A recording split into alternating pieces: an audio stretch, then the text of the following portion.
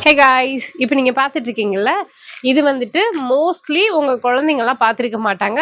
மெயினாக சிட்டிக்குள்ளே இருக்கவங்களும் பார்த்துருக்க மாட்டாங்க. இது வந்துட்டு உங்களுக்கு ஏலக்காய் செடி. இது வந்துட்டு சிட்டிக்குள்ளே எல்லாம் வளராது. எஸ்டேட்ஸில் மட்டும்தான் வரும், இல்லைன்னா ஹில்ஸ் ஏரியாஸில் வரும். அம்மா வந்து இப்போ ஊருக்கு போயிருந்தாங்க. அவங்க ஊருக்கு போயிட்டு வரும்போது எனக்கு காட்டணும்னு சொல்லிட்டு இதை எடுத்துகிட்டு வந்தாங்க. நான் பாப்பாவுக்கு காட்டணும்னு வச்சுருக்கேன். இது வந்து ஏலக்காய் செடியிலேருந்து இப்படி தான் சரம் சரமாக இருக்கும். இது வந்துட்டு உங்களுக்கு பழம், இது வந்துட்டு கருங்காய். அதாவது அந்த மாதிரி தான் பறிப்பாங்க. ஸோ ஜஸ்ட் நான் உங்களுக்கு எப்படி பறிப்பாங்கன்னு மட்டும் காட்டுறேன். இந்த மாதிரி பறிச்சுக்குவாங்க. ஸோ இதை என்ன பண்ணுவாங்கன்னா, நல்லா ஒரு பெரிய பங்களா இருக்கும். அந்த இடத்துல வந்துட்டு 3 நாள் முன்னாடியும் 3 நாள் பின்னாடியும் நல்லா வந்துட்டு காய வைப்பாங்க, ஹீட் பண்ணி. அதுக்கப்புறமா 6 நாள் கழிச்சதுக்கு அப்புறமா 2 பேர் சேர்ந்து நல்லா போட்டு கையில தேய்ச்சி எடுப்பாங்க. அப்படி தேய்ச்சி எடுக்கும்போது இங்க பாருங்க, இந்த மேல இருக்குல்ல சின்ன சின்னதா, அது எல்லாமே வந்துட்டு தனியா வந்துரும். ஸோ